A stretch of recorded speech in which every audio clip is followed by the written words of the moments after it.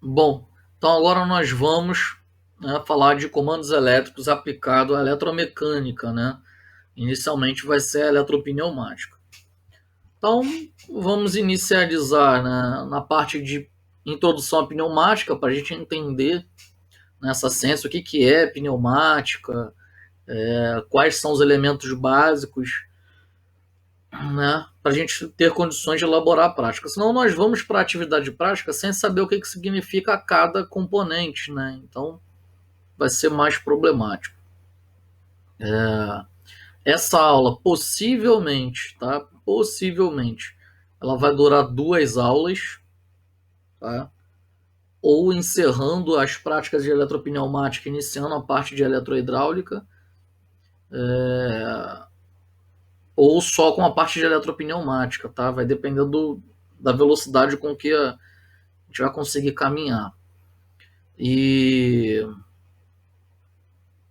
depois nós vamos falar sobre a terceira parte de motores elétricos e soft start inversor de frequência. E em princípio a gente encerra o conteúdo, né, para P2. Lembrando que a atividade para P2 serão a criação de relatórios de todas as práticas que nós tiver desenvolvido. Já se passaram 10 e vão acontecer outras mais, né? Então sugiro que vá fazendo, né? Não deixe para depois, vá adiantando o teu trabalho em relação aos relatórios, que é fácil, tá? Extremamente fácil, e você já produz 90% do seu relatório durante a própria aula prática, né? Então, se você for produzindo e dando print de tela e colando no Word e botando o nome das coisas, que a maioria são iguais de uma prática para outra, então você dá Ctrl+C, Ctrl+V, né? Isso vai te facilitar bastante na hora de encerrar o seu relatório, que vai faltar muito pouco, né?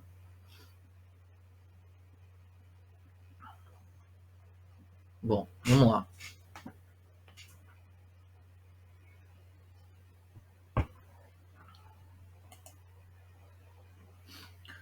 Bom, comando elétricos para eletropneumática.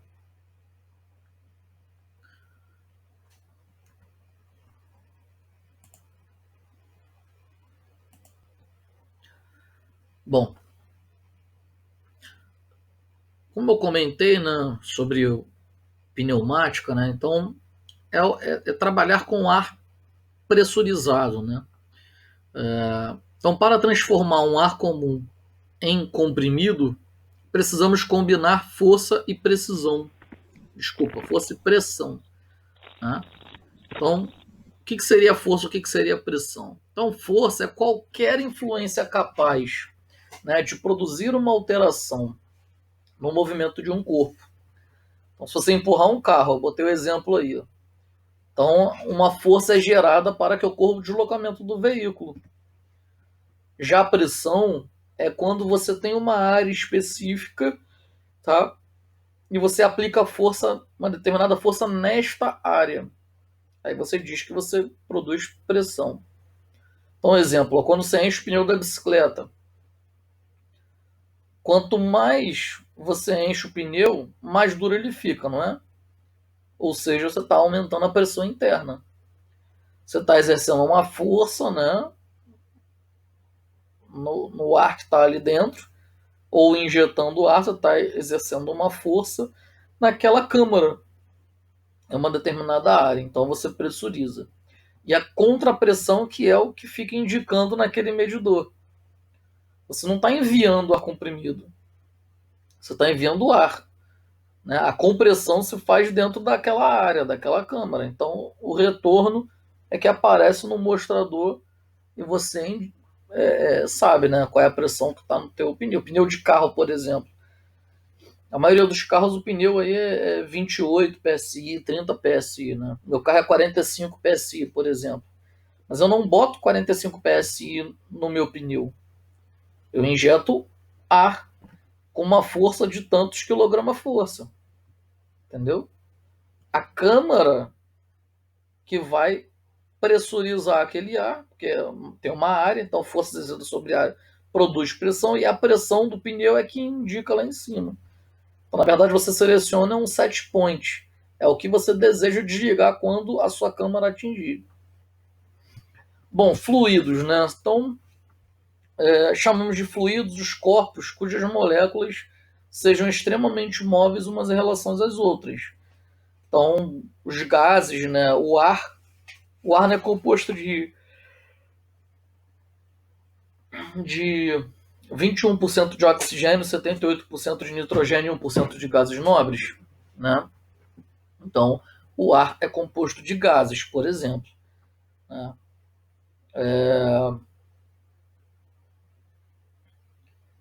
E vamos ver as propriedades disso, para a gente entender qual é a relação entre esses dois, gases e líquido.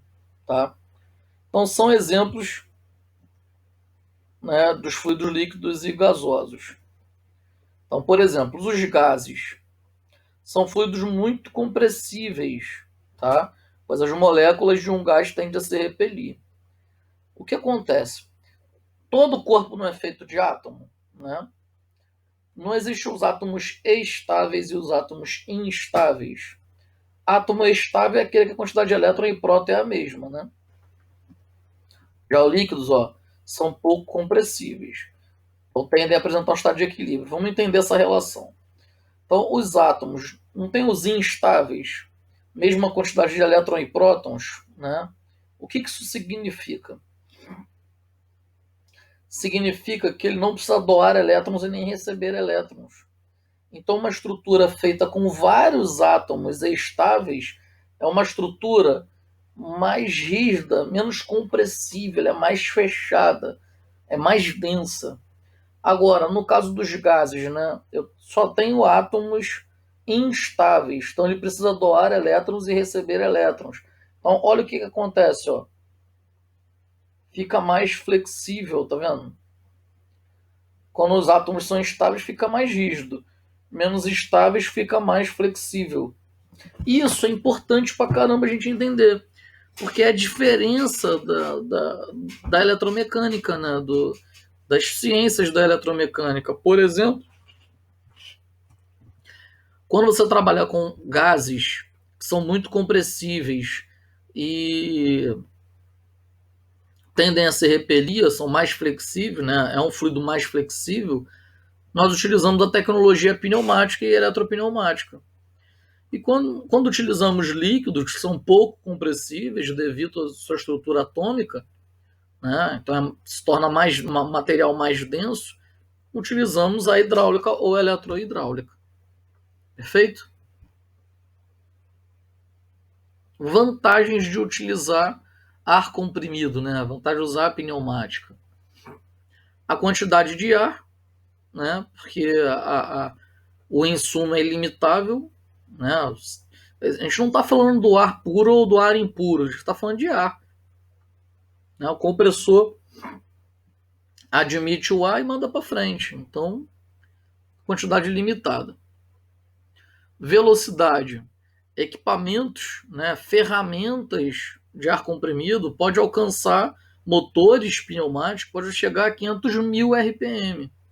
Né? Muita coisa. Segurança contra sobrecarga. Então, as ferramentas de ar comprimido, você pode botar ela até o máximo dela. Né? Porque quando chegar no máximo, comprime o ar e o motor não entra, e o compressor não entra em sobrecarga. Tem válvula de alívio, ele desliga, ele tem uma série de coisas, né, que válvula de descarga, então tem uma série de dispositivos que não deixa essa contrapressão chegar no compressor. Limpeza, né? O ar comprimido ele é relativamente limpo, né? Então pode ser utilizado em indústrias farmacêuticas e de curtumes alimentícias, por exemplo. Né? É claro que para esse tipo de indústria você usa filtros diferentes, você usa um compressor diferente, mas você não tem grandes trabalhos, não é muito difícil. Né? Não é igual água, por exemplo. Né? tornar a água potável. É muito mais complexo. Simplicidade de manipulação.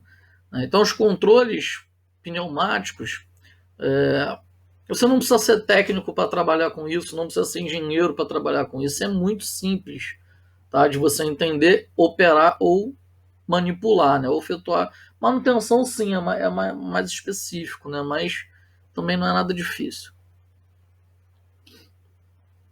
Facilidade de implantação. Então, pequenas modificações nas máquinas convencionais, aliado a uma disponibilidade de ar comprimido, são requisitos necessários para a implantação de controles pneumáticos. Por exemplo, eu quero pegar a porta do meu escritório aqui e quero colocar ela para abrir e fechar pneumaticamente. O mais difícil eu já tem que é a porta, né? O restante eu faço um acoplamento, se eu tiver compressor, se eu tiver comprimido, né, eu consigo fazer esse ajuste. É parafusar a haste, pistão, e toda vez que eu apertar um botão, vai puxar e vai abrir a porta. Redução dos custos operacionais. Então, a rapidez nos movimentos pneumáticos, né, e a libertação do operário, do humano, de operações repetitivas, possibilita o aumento do ritmo de trabalho, com isso o aumento de produtividade. Agora, as desvantagens, né? Você trabalhar em velocidade baixa é difícil. Tudo bem que você tem reguladores de vazão, né, que vão reduzir a velocidade da pneumática, mas você perde em precisão, né? Neste caso, se você quiser usar velocidade mais lenta e ter mais precisão, você pode ter um sistema misto, né, hidráulico e pneumático. Bom, o ar comprimido é um poluidor sonoro quando são efetuadas as exaustões para a atmosfera. Essa poluição ela pode ser diminuída com o uso de silenciador, por exemplo. Você vai numa fábrica que tem muita pneumática, vai ficar ouvindo muito barulho, igual de ônibus quando está parado, quando fica pisando no freio, fica aquele barulho assoprando, porque o freio do ônibus é pneumático, né? Então aquele barulho ali, né, é prejudicial, né, por conta do ruído.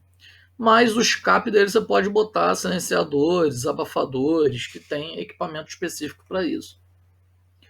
Bom, a preparação do ar comprimido necessita de uma boa preparação, né, e remoção de impurezas e eliminar a umidade, para evitar corrosão dos equipamentos, conectores, né, os engates, ou travamentos maiores de desgaste das partes móveis, né?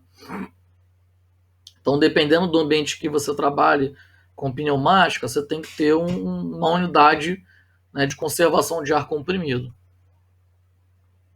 Bom, vamos para a parte física agora da tecnologia pneumática. As características do ar, né? Bom, apesar do ar ser insípido, inodoro e incolor, a gente percebe que o ar existe, né? Vento, avião, pássaro, que você vê voando, e impacto sobre o nosso corpo. Então concluímos que a existência do ar é real e concreta, né? E realmente ele ocupa lugar no espaço. Então ele realmente ocupa uma área, né? Bom, aí vamos às características, né? Compressibilidade do ar. Então você tem um pistão, você tem um êmbolo ali, ó, e você tem ar dentro dessa câmara, né? Então ele tem um determinado volume ali. Se você empurrar esse pistão, você tem a mesma quantidade de ar, só que você comprimiu. Então como você está aplicando uma força numa determinada área, você vai aumentar a pressão. Elasticidade, né? Você estava com o ar pressurizado, você tirou essa força, ele elástica, ele volta à sua característica original, por exemplo, né? Então você tinha a câmara, comprimiu o ar, tirou a força, ele volta, né? Ou se você puxar, né, ele vai voltar a ocupar todo aquele espaço. Difusibilidade, né? A difusibilidade é o seguinte: você tem dois reservatórios, um com gás de cor vermelha, por exemplo, outro com gás de cor azul. Se você abrir essa válvula do meio, ele vai tender, né, a misturar, fazer uma mistura homogênea. Né? Então, se você pegasse, por exemplo, uma cor azul e uma cor amarela, quando misturasse ia ficar uma cor esverdeada, por exemplo. Né? Vermelho com azul vai ficar meio roxo, né? Então vai ficar misturado. Então isso significa que o gás, que o ar é difuso.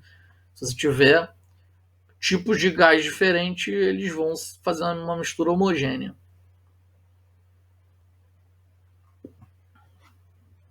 Expansibilidade do ar.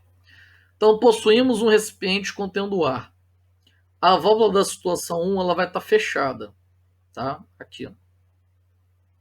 Então você quer uma válvula de bloqueio, ela só passa num sentido. Tá? Ela empurra essa bolinha, encheu o reservatório. Não volta. E aqui é uma válvula manual que vocês aprenderam, né? Com atuação manual. Está fechada. Então, quando a válvula é aberta, o ar expande assumindo o formato dos recipientes, porque não possui forma própria. Né? Ele vai diminuir a pressão, obviamente, mas ele vai ocupar todos os espaços, independente do formato. Peso do ar. Né? Então, em nível do mar, né, nós temos 0,0126 kg. Então, convertendo para grama, né, 1,26 grama.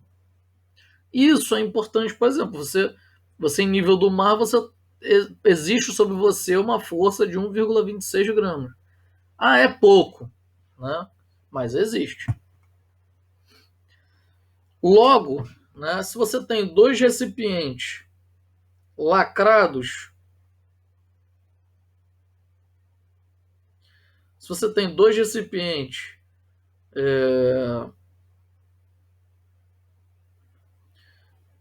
lacrados, aí você abre essas duas válvulas, né? Então vai admitir, a pressão atmosférica vai empurrar ar para dentro desses dois recipientes, né? Aí se você pega um recipiente da esquerda e bota uma bomba geradora de vácuo, né? Ou cria do jeito que está aqui, você puxa o ar do êmbolo, né? Essa válvula que só vai passar nesse sentido. Então vai puxar o ar para fora. Né? Então você vai gerar vácuo. Né? Vácuo significa ausência de ar. Então se você tirou o ar desse recipiente e o outro está com o recipiente, se colocarmos novamente na balança, né, ele vai ficar mais leve. Então ele vai tender para o lado, né, do reservatório que está cheio de ar. Né?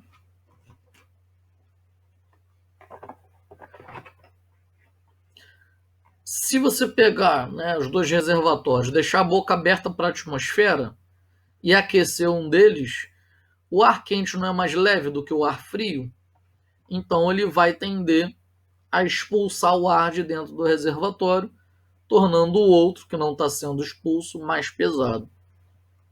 Ok? Bom, vamos falar agora sobre produção e distribuição, né, de ar comprimido. Bom, então os compressores, eles são máquinas destinadas a elevar essa pressão, né, a um certo volume de ar, admitindo nas condições atmosféricas, até uma determinada pressão. Então vai ser exigido na execução dos trabalhos de ar comprimido. Então, por exemplo, os equipamentos pneumáticos precisam de 3 bar disponível. Né? Precisam de 45 PSI disponível. Então é o compressor que vai exatamente admitir o ar e comprimir, né? Já vai admitir filtrando, né? Tipo um filtro de moto, um filtro de carro, por exemplo, já vai admitir o filtrando, e já vai armazenar no reservatório. Como, né, o ar é úmido, então é extremamente comum ficar nesse reservatório aqui, ó, um condensado. Então, abaixo de qualquer reservatório de compressor, né, tem uma válvulazinha de escape que você abre ali, ela vai sair ar comprimido e vai expulsar uma fumaça branca, que na verdade é condensado, é água, né, desse reservatório. Quem não faz isso vai criando condensado e vai armazenando, não tem ponto de sair, e a área total do reservatório vai diminuindo por conta disso. Simbologia de compressor, tá vendo? Nós vamos utilizar.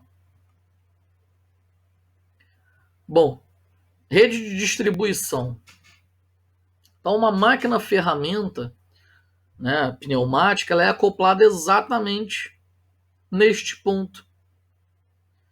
Então, foi comprimido, sai daquele reservatório, né, vem por tubulações, e o certo, né, tem uma inclinação de 0,5% a 2%, que é para qualquer condensado, né, que avance, ele não vem para cá, para o dispositivo, para a ferramenta, né, ele vai escorrendo, né, e você tem purgadores, ó, tá vendo? Ele vai escorrendo e vai caindo aqui, ó, nos purgadores. Então o ar vai sair mais seco, né? Se vier assim mesmo, né, dreno automático. Então de tempo em tempo ele vai drenar, vai purgar esse ar úmido. E aqui essa unidade de utilização ela vai filtrar, algumas tem secadores também e tem uma válvula reguladora de pressão para você ajustar qual é a pressão que você quer. Bom, materiais utilizados para a rede de distribuição. Bom, então as tubulações elas podem ser, ó, primárias ou secundárias, né? Então primárias, vai ser de cobre, de latão, aço liga, tubo de aço preto galvanizado, tubo sintético, que é de plástico. E as secundárias são as tubulações para realizar trabalhos, né? Então são tubos sintéticos, né, que proporcionam boa resistência mecânica, apresentando uma força de ruptura, elevada força de ruptura e grande flexibilidade, né? Então os tubos de polietileno ou de nylon, né? O de nylon geralmente tem essa tipo mola, né? Você consegue esticar ele, né? Ocupa menos espaço quando você vai armazenar. E de polietileno não, né? São tubinhos assim, tipo rolo. Então, os tamanhos convencionais, né, dos diâmetros são esses aqui: 4, 6, 8 e 10 milímetros. Convencionais. Você até consegue achar maiores tamanhos, mas é mais difícil. Já as conexões, né, instantâneas são preferencialmente utilizadas, que são essas duas aqui, tá? Essa é instantânea, que é chamada de engate rápido. Você conecta a tubulação aqui, ó, e ela não sai. Ela tem uma espécie de dente que ela só encaixa num sentido. Não sai, se você puxar ela vai arrebentar. Então isso ela suporta bastante pressão. Se por um acaso você tiver que tirar, você tem que apertar essa válvulazinha. Você aperta ela e puxa a tubulação. Porque quando você aperta ela, ela vai, esse dentinho ela vai abrir. E a tubulação desliza, a tubulação sai. Por isso que o nome, o apelido dele é engate rápido.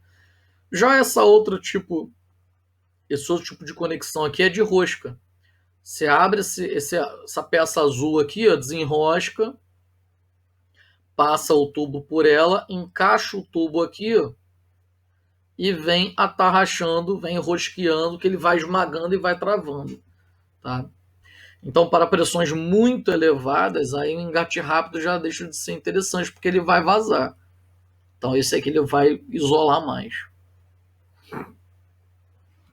Bom, elementos pneumáticos. Bom, elementos pneumáticos. Agora nós vamos. Já falei sobre a parte física das coisas de distribuição. Como eu comentei com vocês, eu seria extremamente rápido, só para fazer sentido o que é que nós vamos controlar com o nosso comando elétrico. Agora nós vamos conhecer os equipamentos para fazer sentido a nossa aula prática, que nós vamos trabalhar com basicamente todos. Então nós vamos ter que montar a mecânica, a eletromecânica e montar entender da eletromecânica para montar o circuito eletromecânico e montar o nosso comando elétrico que vai comandar essa lógica. Então vamos lá. Bom, elementos pneumáticos, ó, são elementos de produção, tratamento e distribuição de ar comprimido. Né? Então, nesse grupo, você tem unidade de conservação de ar comprimido, você tem válvulas de fechamento, por exemplo, né? Que atua na fonte da energia que vai ser controlada. Depois nós temos os elementos de sinais, né?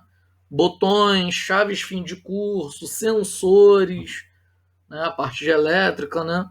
Então, elementos de sinais, que é a parte de introdução aos sinais no sistema.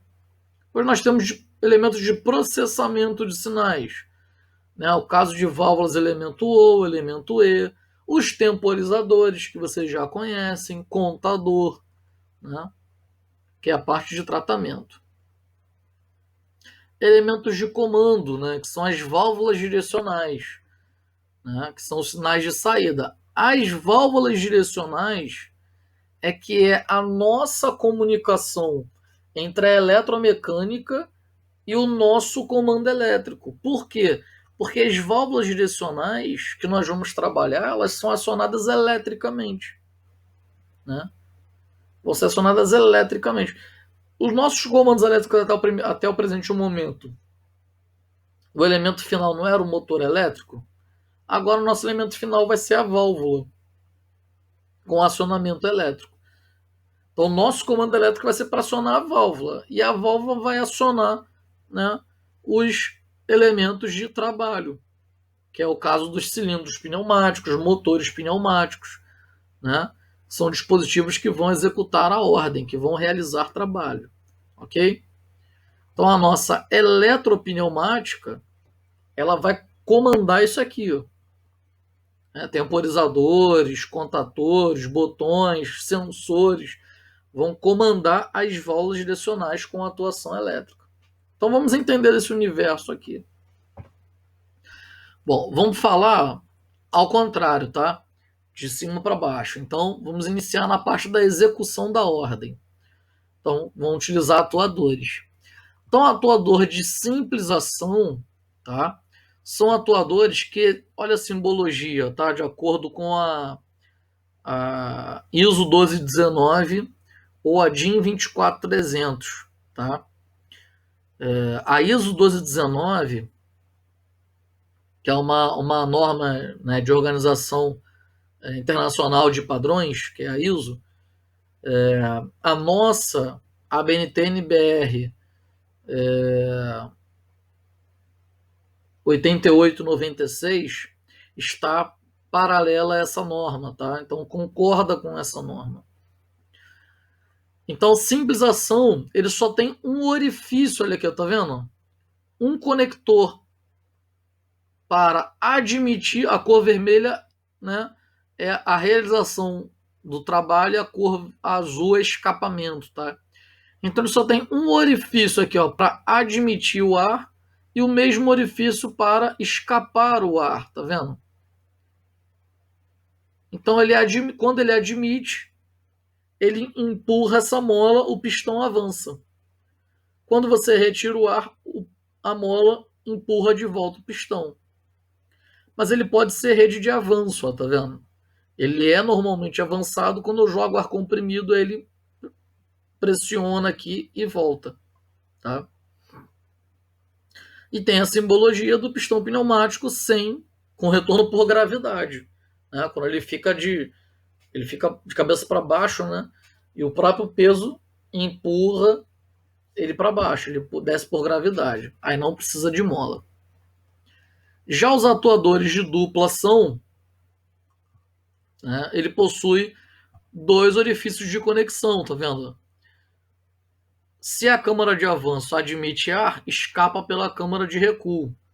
Se admite ar pela câmara de recuo, escapa pela câmara de avanço. Olha aqui, ó. Vai admitir por esse orifício, vai sair o azul aqui, ó. Né? Agora, se admitir na frente, vai escapar lá atrás, ó. Ok? Voltando, ó. Tá vendo? Se eu admitir o ar aqui atrás, ele vai escapar na frente. Ó. Se eu admitir o ar, aí vai empurrar o pistão para frente. Se eu admitir o ar aqui na frente, ele vai escapar lá atrás. Então vai recuar o pistão. Ok? Para vocês terem uma ideia, porta de ônibus utiliza um sistema desse daqui. Né? Utiliza um sistema desse. Então, quando ele aciona uma alavanca lá, faz aquele barulho. Aí o pistão puxa e abre a porta. Tá? As antigas composições dos vagões da Supervia, a porta também era pneumática. Então, quem andou muito de trem anos atrás, lembra que quando o trem parava e abria as portas, fazia barulho de ar comprimido, de escapamento de ar, que eram pistões que puxavam essas portas, tá?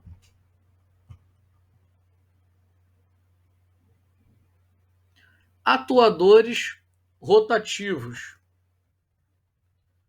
Em relação aos atuadores rotativos, né, aos motores de giros. Então, o que acontece? Nós chamamos também, né, esses caras de motores. Só que não são motores elétricos, são motores mecânicos, são motores pneumáticos. Tá vendo a simbologia? Essa simbologia aqui, ó, se eu jogar ar num ponto, ele sai no outro e gira. Tá vendo? Ele vai fazer isso aqui, ele vai admitir num canto, vai girar isso aqui, ó. O eixo dele não é centralizado, é excêntrico, é mais pulado, exatamente para quando for girar aqui, ele ir comprimindo para poder escapar. Né? Ele vai comprimindo aqui para poder escapar. Então ele mantém um torque no motor mecânico, tá? Ah, poderia usar motor elétrico? Não sei, talvez, depende do ambiente.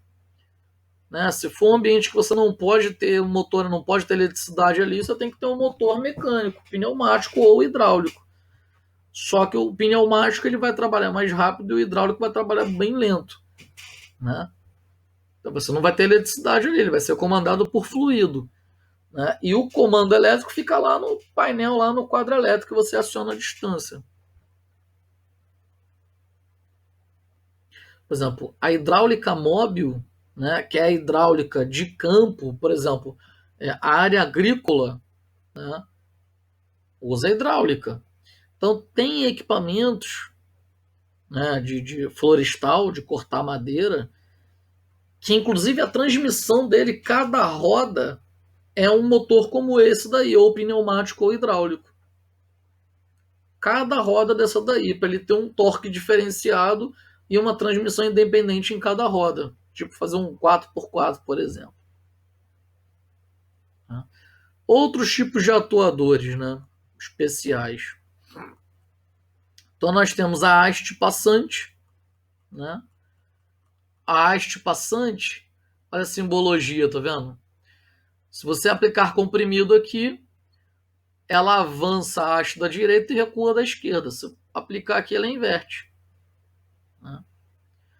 Esse segundo aqui, ó, ele é para aumentar a força. Então você tem que jogar ar comprimido nesse pistão interno e ar comprimido nesse pistão interno para ele dobrar a força de atuação. A letra C é o tandem. Aliás, é o sem haste. Esse aqui é o tandem. Ó. Atuador sem haste. Então, esse módulo aqui fora que você está vendo, eu trabalhei muito com esse aqui também. Estrutura de robótica, por exemplo, a gente usa bastante isso aqui.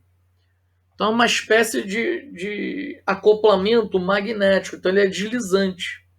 Então, ele tem um ímã e dentro, né, o pistão sem haste, ele é só interno e tem um ímã dentro também. Então, a posição que esse interno estiver movimentando, ele vai movimentar deslizando esse carretel de fora. Né? E nesse carretel aqui de fora, essa parte móvel, né, você acopla outras estruturas. Né? Então, toda vez que isso movimentar, ele vai movimentar a estrutura inteira. Inclusive no meu canal do YouTube eu tenho alguns vídeos, né, de eletromecânica, parte de mecatrônica, de projetos integradores que eu fiz, né, com esses tipos de dispositivos. Tá? Esse aqui não, porque esse aqui não é qualquer fabricante que fornece, é uma tecnologia relativamente nova. Tá? Garra pneumática, né? Então, garra de robô, só que ao invés de ser motor elétrico, para não queimar, né, ou não fazer muita força, lembra que o ar é comprimido. Né?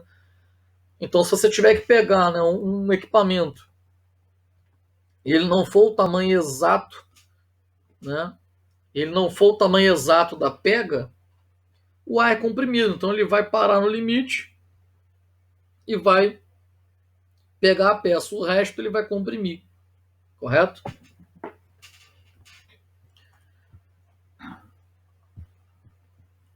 E esse carinha aqui são os músculos pneumáticos. Tá? Essa aqui é uma tecnologia exclusiva da Festo. Eu trabalhei na Festo em São Paulo em 2014. Tá? Eu prestei serviço para eles lá na Zona Sul de São Paulo. E eu tive a oportunidade de trabalhar com um equipamento desse. Né? Eles criaram, né, esse dispositivo e lançaram no mercado em 2014. Esse dispositivo de músculo pneumático, né, a intenção é simular os tendões humanos. Então, o que acontece? Ele tem esse formato aqui. E esse material, né, aqui, ele é feito de Kevlar, tá? Que é o mesmo material utilizado nos coletes à prova de bala. Então, quando você submete ar comprimido, você bloqueia um lado, olha a simbologia. Você bloqueia um lado com um tampão de rosca, né, e o outro lado um conector pneumático. Quando você injeta ar comprimido, ele tem uma porcentagem, tá vendo? Que ele vai engordando, ó, e vai reduzindo o comprimento dele, ó, tá vendo? Então, assim, ele não muda absurdamente o, o, o comprimento dele, não, mas a intenção é que seja pouco mesmo. Então, você consegue fazer, por exemplo, uma mão biônica simulando os tendões do corpo humano, então fica mais próximo do natural. Né? Joga ar comprimido, aí ele vai fazer essa manipulação aqui. Inclusive, se você jogar no YouTube, você vai ver vídeos sobre isso. Músculos pneumáticos da Festo. Você vai ver esse tipo de dispositivo. É muito interessante, tá? Ele é bem interessante, por exemplo, para você colocar aqui nessa ponta, né, dispositivo com válvula geradora de vácuo e ventosa e retirar a chapa do chão, por exemplo. Então, chapa de aço é muito pesada. Então, ele pelo menos tira do chão, aí vem um equipamento, né, e pega ela, suspende e transporta. Né? Então, é muito interessante essa tecnologia aqui. Ah, aqui, ó.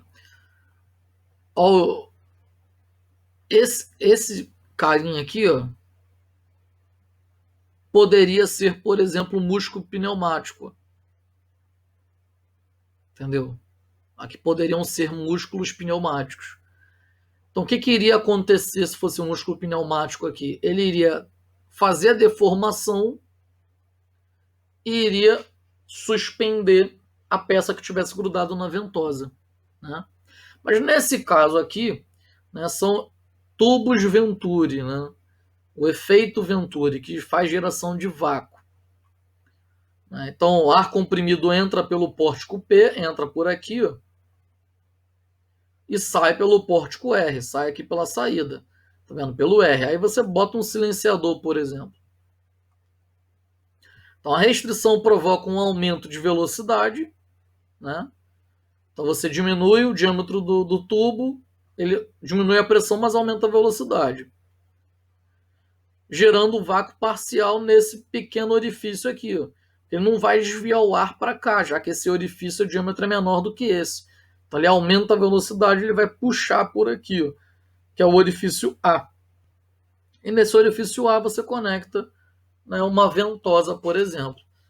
Aí ele vai sugar ar pela ventosa. E essa ventosa geralmente é feita de silicone, exatamente para fazer a deformação, né, e retirar o ar dessa câmara aqui dentro, fazendo com que ele grude, né? Por exemplo, movimentação de para-brisa em indústria automotiva é toda feita dessa forma. Grudou aí o para-brisa, não sai por nada. Só se você jogar pressão positiva, ao contrário aqui, ou retirar a pressão desse ponto. Aí você consegue descolar. Bom, válvulas direcionais. Então, para você entender bem a mecânica da movimentação do acionamento das válvulas, a gente precisa ter em mente as características. Qual é a posição inicial da válvula, né? Se é centrada, ou se é aberta, ou se é fechada. Qual o número de posições da válvula? Vamos lembrar de fazer uma analogia com o interruptor, né? Liga e desliga, não são duas posições? E se ele tivesse três posições, entendeu? Exemplo. Número de vias, tipo de acionamento. Então, eu vou mostrar, né? Mas eu só vou destacar os acionamentos elétricos, que é o que nos interessa, né? As válvulas direcionais com acionamento elétrico, que nós chamamos de válvulas solenoides, e o tipo de retorno, né? E a vazão da válvula. A vazão da válvula já é uma coisa muito mecânica, então não vou entrar nesse mérito, tá? Agora, até o tipo de retorno dá para falar com certeza, e tipo de acionamento eu vou destacar somente os elétricos. Então, número de posições. Então, a sua válvula ela pode ter, né, duas posições para você fazer aberto e fechado, né? Ou aberto para um lado e aberto para o outro lado, ok? E três posições. A de três posições, geralmente a do meio não faz nada. É como se você fosse parar, ou joga para o bloco da direita, ela vai jogar para um sentido, volta e para. Ou joga o bloco da esquerda e vai jogar para o outro sentido. Vai ficar mais claro. Mas o quadrado significa número de posições. Se tiverem dois quadrados, duas posições, três quadrados, três posições. A seta indica duas vias. Por quê? Tá? Se existe uma seta, existe a via de entrada da seta e a via de saída da seta. Tá? Esse tampão aqui significa bloqueio. Ele vai bloquear uma via. Eu quero bloquear duas vias, então terão dois tampões. Direção de fluxo, tá vendo? Se vai para cima. Se aqui, ó, eu tenho duas vias, ó.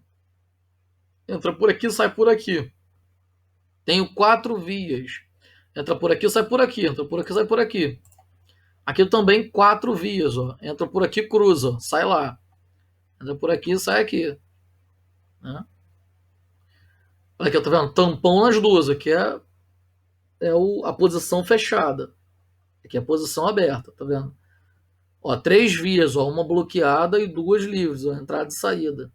Cinco vias, tá vendo? Uma, duas, três, quatro, cinco. Perfeito? Galera, se tiver alguma dúvida, sinaliza, tá? Que eu tô seguindo o fluxo aqui. Bom, como identificar uma válvula? Então, quantos blocos que tem aqui? Dois blocos, dois quadrados, né? O quadrado da esquerda, o quadrado da direita, correto? Quantas vias nós temos? Quatro vias? Uma, duas, três, quatro? Não. Só temos duas vias. Por quê? Porque aonde tem o número de vias, galera, é o número de orifícios de conexão. Então só nos interessa as vias de um bloco. Que o outro bloco, quando você acionar, ele vai parar nesse ponto. Entendeu? Então o número de vias é o número de orifícios. Ó, tá vendo? Orifício A, orifício P. Né? P é de pressão, A é o primeiro orifício ou o único orifício de controle, de utilização, né? E, de acordo com norma, que nós vamos ver, como identificar a nomenclatura desse código aqui. Como é traduzido, galera, do inglês, então é invertido a posição dos números. Então, na verdade, o primeiro número que vai ser o número de vias, tá? E o segundo número que vai ser o número de posições. De acordo com a ISO 1219, de acordo com a DIN 24300 e de acordo com a norma atualizada dela, que foi atualizada em 2012, 2013, né, iniciando em 2013, que é a junção das duas chamadas DIN ISO 1219. Então essas são as normas internacionais que afirmam isso que eu estou te falando. E a nossa BNT-NBR 8896 concorda com isso. Por que eu estou te afirmando isso? Porque é muito comum em chão de fábrica as pessoas falarem invertido. No caso, 2/2 não faz diferença, né? Mas, por exemplo, válvula 3, 2 vias. Chamam de 2, 3 vias, só para o número 3 ficar do lado da palavra vias. Mas isso não existe, baseado em norma. A pessoa está inventando. Né? E inventar. Mas no chão de fábrica eu falo assim porque é mais fácil entender que o número está do lado da palavra vias. Mas não é. O primeiro número que significa o número de vias e o segundo número é o número de posições. A palavra vias você bota escrito, a palavra posições não bota. Ela é implícita, tá? E se você acionar essa válvula aqui, ó, ela movimenta, tá vendo? Ela troca. Então o número de vias é o número de orifícios de conexão que você vai contar. Então são dois blocos e duas vias, ó, tá vendo?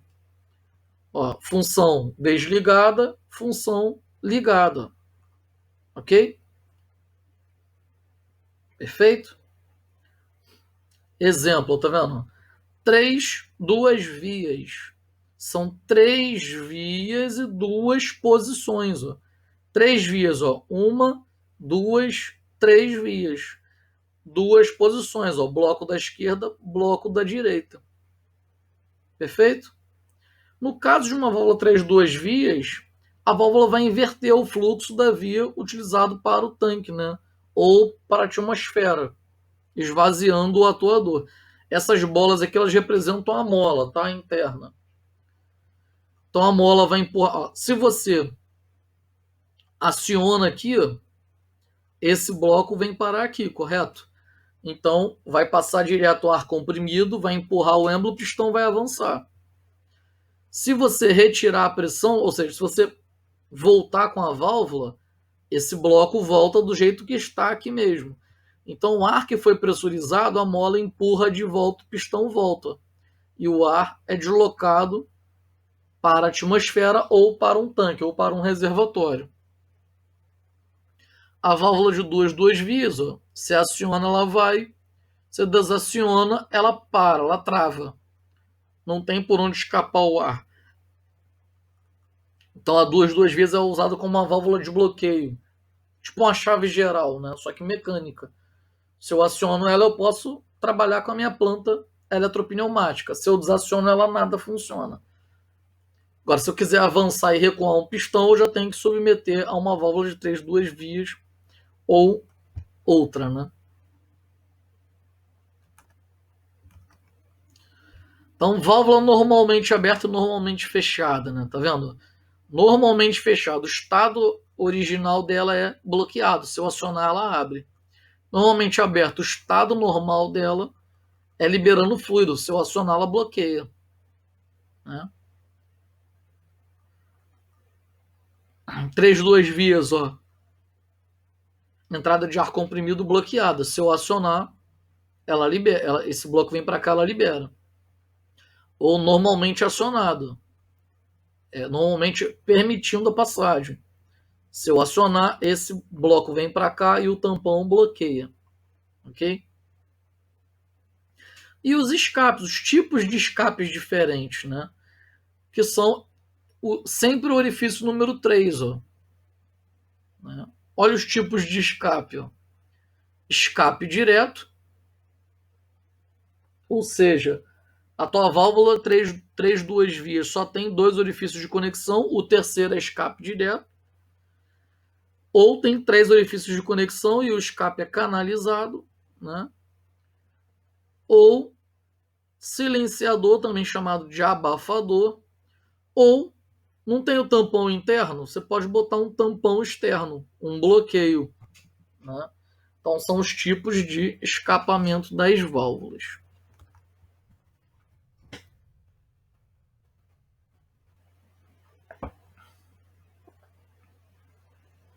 Vamos falar de norma agora, né? Então, a norma DIN 24300, ela identifica, né, os orifícios de conexão da válvula por letra. E a ISO 1219 identifica os orifícios de conexão por números, tá? Então aqui, por exemplo, ó, na esquerda, P para B, entendeu? Então P é pressão, AB utilização, T ou poderia ser R, né, é o escape. E os acionamentos dele, ó, nesse caso aqui não é botão, ó, nesse caso aqui é o próprio fluido. Então chamamos de pilotagem. Se for pela ISO 1219, vai ser por números. Então, número 1 é sempre entrada de pressão. Número 2 e número 4, utilização. Né? 2 para recuo, 4 para avanço. 3 e 5 para escapamento. Né? Se for uma pilotagem só, vai ser o número 10. Se forem 2 pilotagens, vai ser um lado 12 e outro lado 14. Só que olha só, 12 e 14, na verdade, aqui, ó. Olha o lado 12, ó, é de 1 para 2. Olha o lado 14, ó, o lado de cá, ó, de 1 para 4, ó, tá vendo? Seria o contrário. Então, se acionar aqui, esse bloco vem para cá e a entrada de ar comprimido vai deslocar para 4. Então, esse cara é responsável pelo 1 para 4, esse cara é responsável por 1 para 2. Essa simbologia de acionamento aqui não é botão, tá? É pilotagem. Quando ela é preta, hidráulica. Quando ela é branca, pneumática. Tá, tá vendo? Os acionamentos. Ó. Quando ela é preta, hidráulica. Quando ela é branca, pneumática. Então, se for acionamento por botão, vai estar botão aqui. Por alavanca, vai estar alavanca. Né? Por pedal, perfeito? Símbolo de acionamento mecânico, caso de rolete. Símbolo de acionamento muscular, porque se for pedal, alavanca ou botão. E o nosso acionamento por solenoide. Então, o fabricante Festo e o fabricante Vickers utiliza essas simbologias para acionamento muscular. Já os fabricantes Park e Rexroth utilizam essa simbologia aqui, ó, independente se é pedal, se é botão, se é alavanca, utiliza essa simbologia. E elas ficam gravadas em etiqueta no próprio equipamento, tá? No próprio dispositivo, na própria válvula. No nosso caso, como é comando elétrico, né, eletrotécnica, então nós vamos usar o acionamento por solenoide. E o nosso botão vai ser no quadro elétrico, independente, vai ser acionado à distância. Né? Então o acionamento é a distância. No quadro elétrico você comanda à distância, né, as suas válvulas solenoide que vão comandar a parte mecânica. Então vamos lá. A operação das válvulas vai ser efetuada por meio de sinais elétricos provenientes de chaves fim de curso, pressostatos, temporizadores e outros. Né? Então são de grande utilização nas seguintes situações. Quando a rapidez nos sinais do comando é mais importante e quando os circuitos são complicados e as distâncias são longas. Então nós entramos com a nossa eletrotécnica nesses dois casos. Né? simples solenoide, ó, e retorno por mola, ou seja, você aciona a parte elétrica, ela aciona a válvula. Você desaciona a parte elétrica, a mola mecanicamente volta com a válvula. Chamamos de acionamento monoestável. Agora, com duplo solenoide, né, a válvula que você aciona um lado ou aciona o outro lado para mandar recuar, chamamos de biestável. Ou sem mola. Aliás, biestável significa sem mola, tá vendo? Ela necessita de acionamento para retornar. Né? E o apelido técnico é válvula memória. Aqui você não memoriza a informação. Você energiza, ela vai. Desenergizou, ela volta sozinha, por causa da mola. A válvula memória não. Você energizou, ela vai e fica. Né? Você tem que mandar energizar a outra bobina para que ela mande a válvula de volta. Ou seja, uma válvula como essa daqui originalmente, você não sabe qual é a posição que ela está. Você tem que impor qual é a posição que você quer, se é o bloco da direita ou o bloco da esquerda, inicialmente para você poder trabalhar. Essas válvulas industriais aqui, ó, para você impor a condição inicial, elas têm um pininho, 2 pininhos escondidos pequenininhos, que você pressiona e ela movimenta o bloco para você ter certeza de como ela vai iniciar, né, o funcionamento dela.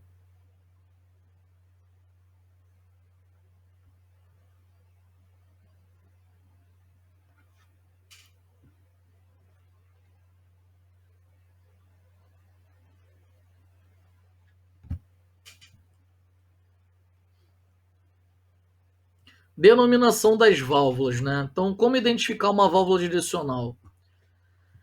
Bom, você vai dizer o seguinte, ó. Primeiro que é uma válvula direcional. Depois, né? 3 duas vias, tá vendo? São 3 vias, 1, 2, 3, e 2 posições, ó, 2 blocos. Depois você vai falar o tipo de acionamento, né?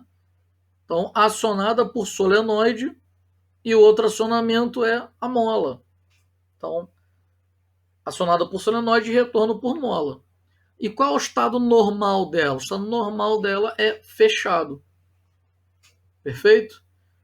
Então é assim, válvula de controle direcional 3/2, ou você pode falar 3/2 vias, acionada por solenoide, retornada por mola e normalmente fechada, ou chamar de NF. Ou uma identificação rápida, né? Ah, essa é uma válvula 3/2 vias, solenoide, mola, NF. Né? Então, a forma de você identificar rápido o que é. Olhou para ela, uma válvula 3/2 vias, um lado solenoide, outro lado mola. Né? Então, esse aqui é o estado normal dela, que é fechado. Perfeito? Outro exemplo, né? De 2 solenoides. Ó. Então, uma válvula de controle direcional, 5 vias e 2 posições. Ó. 1, 2, 3, 4, 5 vias e 2 blocos, ó, 2 posições. E acionada por um solenoide na esquerda e outro na direita. Então chamamos de duplo solenoide. Tá vendo? Ou válvula memória, já que não tem mola, né? Ou válvula memória de 5/2 com duplo solenoide.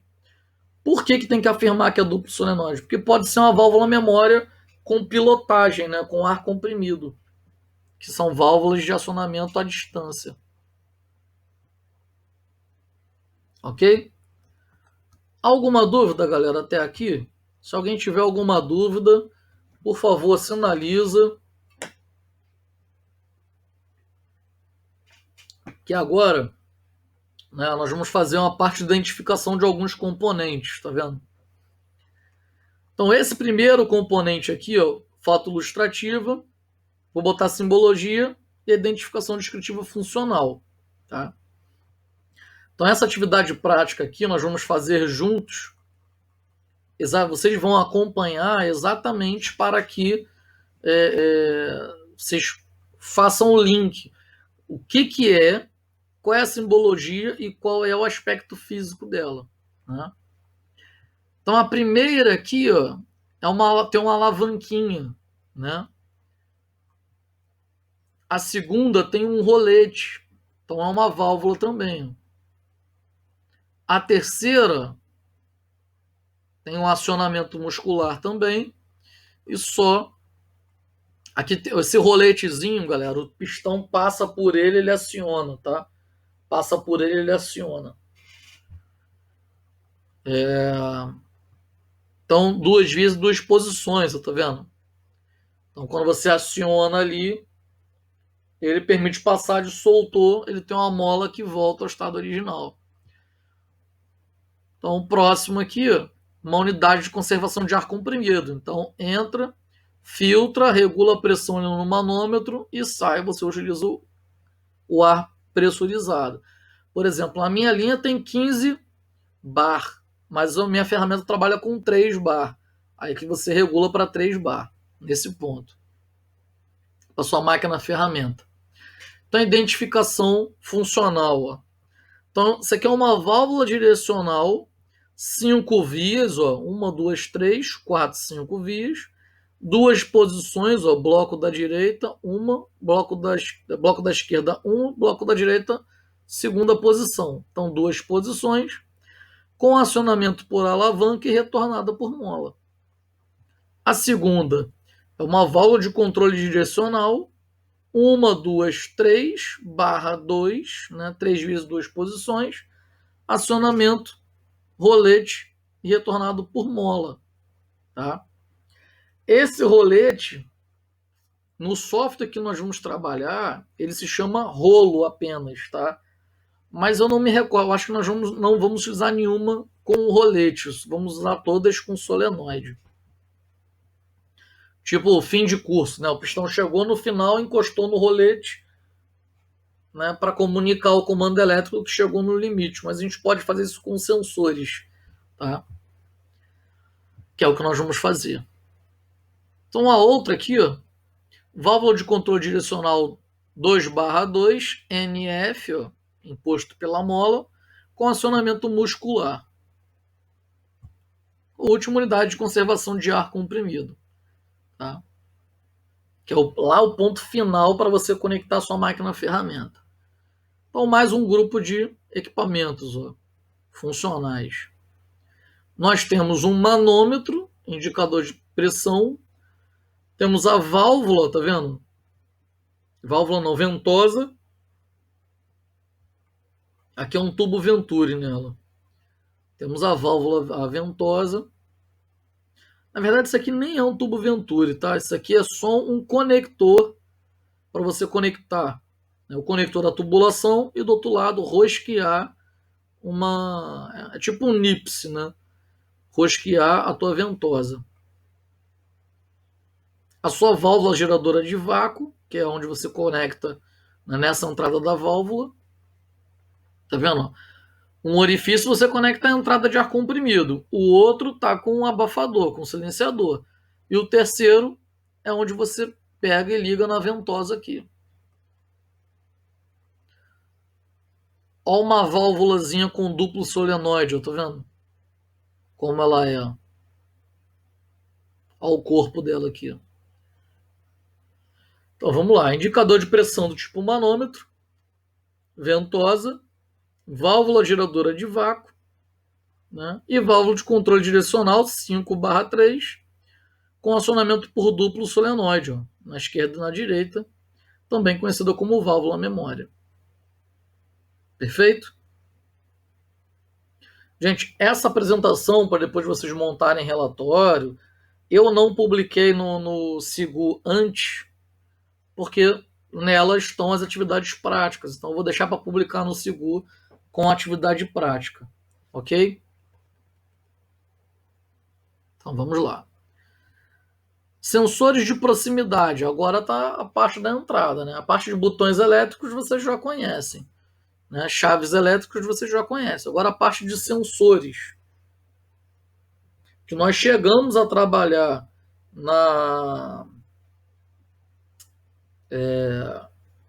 em comandos elétricos, os sensores, mas foi muito simples, né? Mas aqui estão os tipos, né?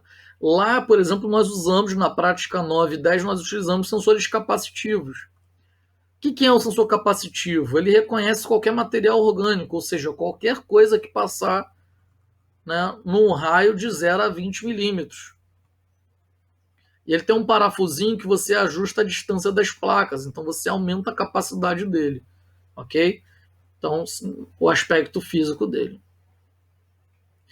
Sensor indutivo, ele só reconhece material de metal.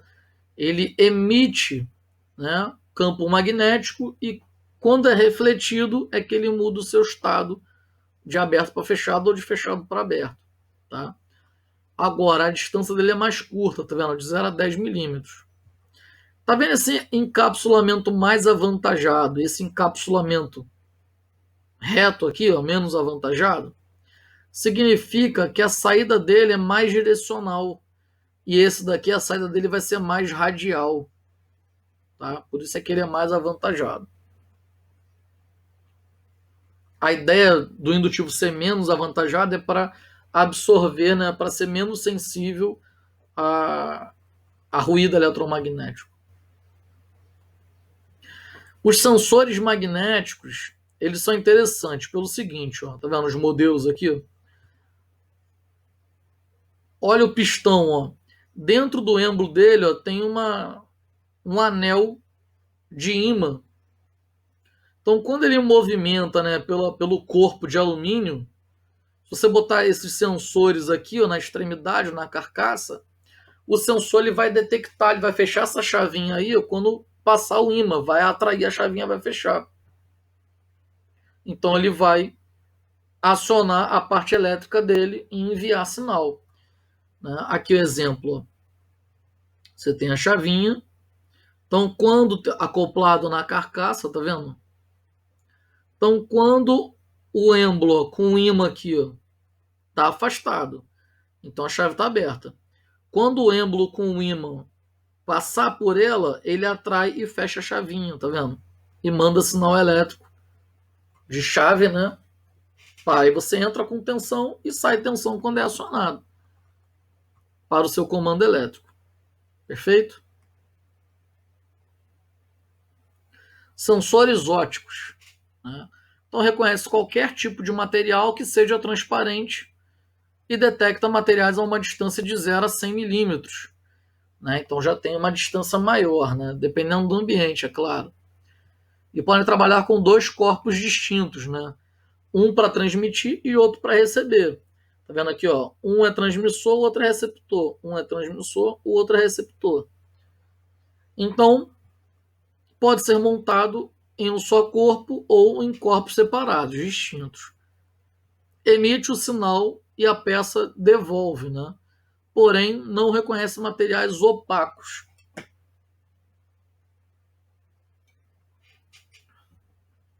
Porque material opaco ele absorve a energia luminosa. E material translúcido demais também ele deixa passar.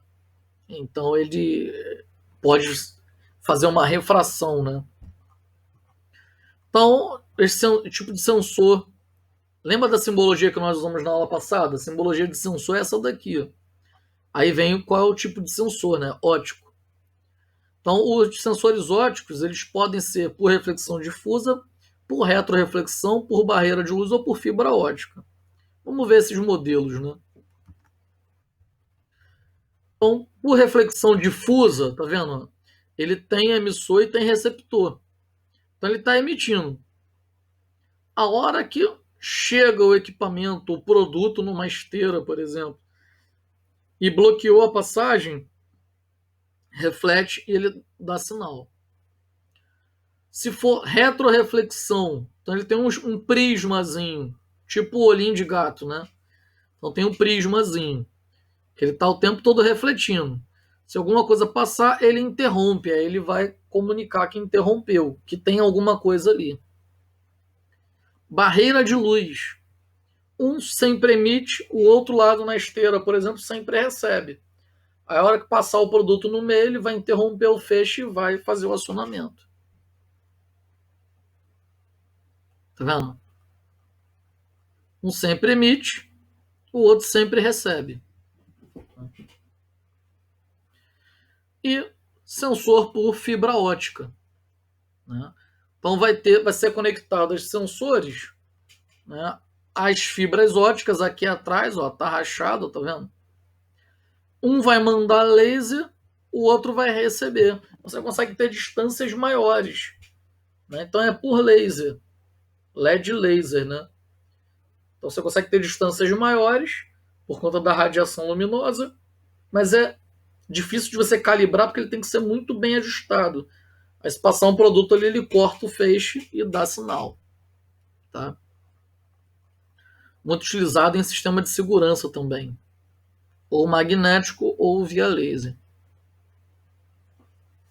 E os pressostatos, né? Muito utilizado em compressores, por exemplo, que se a pressão chegar no limite que ele está configurado, geralmente, né, você tem um parafuso de ajuste que você ajusta essa intensidade aqui, a pressão dele, né? Então, se a pressão nessa câmara vencer a pressão da mola, ele faz a comutação e desliga o compressor. Por exemplo, aqui entra fase e aqui vai para o compressor. E aqui não liga nada, ou uma lâmpada, para dizer que o compressor desligou no quadro elétrico. Então, se o reservatório do compressor atingir o limite dele, o pressostato atua, desliga o compressor e aciona uma lâmpada no quadro elétrico, indicando que o compressor chegou no limite. Tá?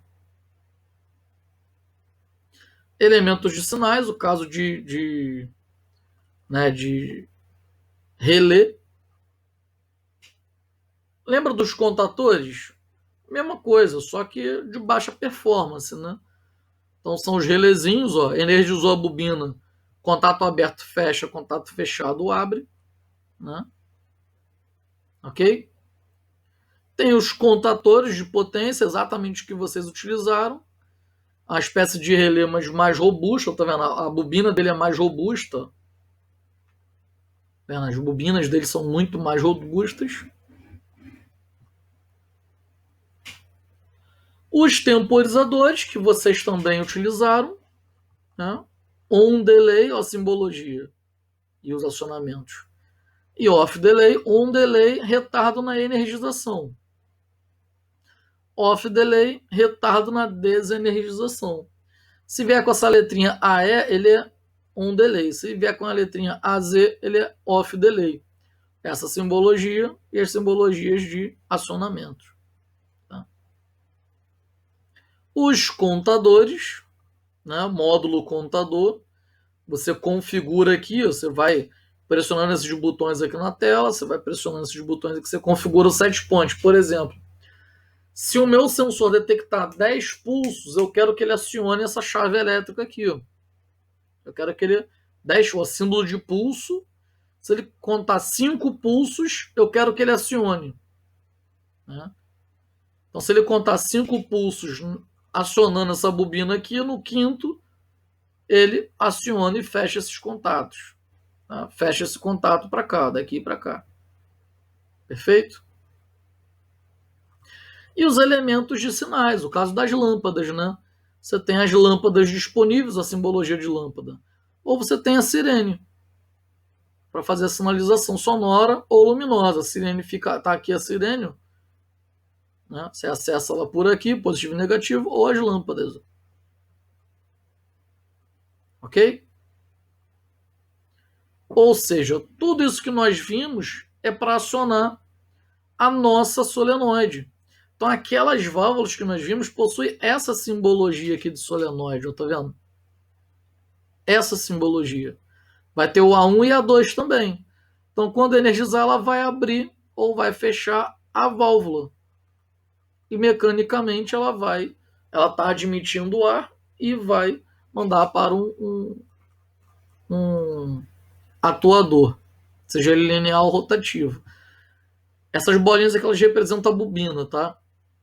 Então, quando energiza, ela cria o campo eletromagnético, o que vai fazer? Vai deslocar o pistão magneticamente para fechar ou para abrir a válvula.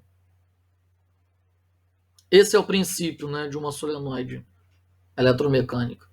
Solenoide de máquina de lavar, por exemplo, é assim. Ó. Então, energizou, ela libera a passagem de água, por exemplo. Só que aqui a gente está trabalhando com ar comprimido. Então, o módulo da bobina, aqui é outro modelo, módulo da bobina, aí internamente, né? Energizou. Aqui é uma válvula para pneumática, aqui é uma válvula para hidráulica. É mais robusta. Ó, duplo solenoide, tá vendo? A bobina interna energiza e movimenta esse carretel aqui, abrindo ou fechando a válvula. Ó, hidráulica, como é que é mais robusta. É. Módulo da bobina vai puxar para um lado, módulo da bobina que vai puxar para o outro. Então tem que ter um intertravamento, né? Ou você energiza um lado ou você energiza o outro. Se você energizar os dois, um vai queimar. Tá? Bom, aí vamos para a lógica, tá vendo? Lógica é elemento E. Só vai energizar a lâmpada se um botão e ou outro botão forem acionados. Aí passa energia, aciona a lâmpada. Então, por exemplo, ó, passa por um botão de emergência, né? Que de acordo com a NR10 e NR12, toda instalação elétrica industrial tem que passar por um botão de emergência muscular, não pode ser automático. Então, saiu do botão de emergência, ó, ligou no botão elétrico, saiu do botão elétrico, liga no outro botão elétrico em série, sai do segundo botão elétrico, liga na lâmpada. Né? E o retorno da lâmpada lá, o negativo, vai na fonte.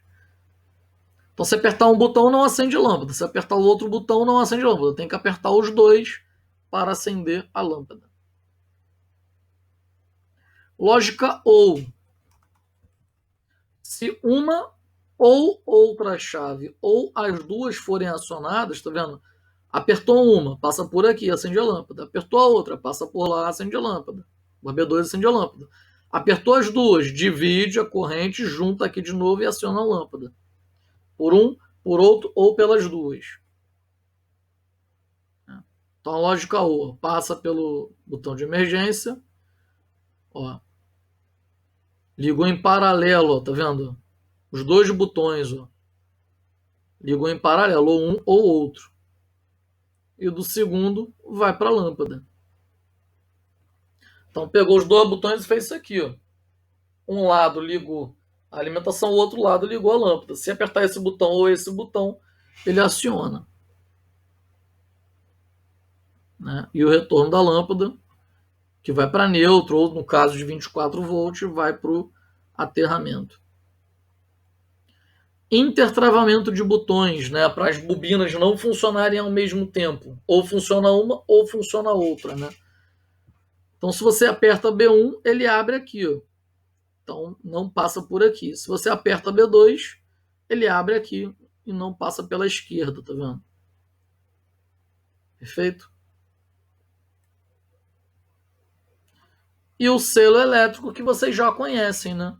Energizou um contator, fecha o contato de selo dele, você tira o dedo do botão, ele abre e interrompe. Aliás, e mantém, né? Funciona. Quando você apertar B2 é que ele desliga. Então, o exemplo do selo elétrico, ó, chegou no botão, foi para o A1 da bobina do contator. Aqui tem um contator aqui dentro. São dois, um aqui e um aqui. O outro lado do contator foi para o aterramento. Perfeito?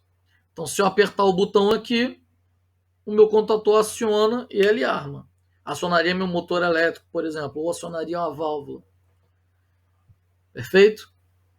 Só que se eu tirar o dedo do botão, ele vai desarmar. Então precisa fazer esse selo que nós vimos. Né? Então, em paralelo com o botão de start, vai ligar, ó, tá vendo? O selo elétrico aqui. Ó. Ligou em paralelo ao botão de start. Então apertamos o start, tirou o dedo do botão, ele continua acionado. Teria que ter outro botão para desligar, um B2.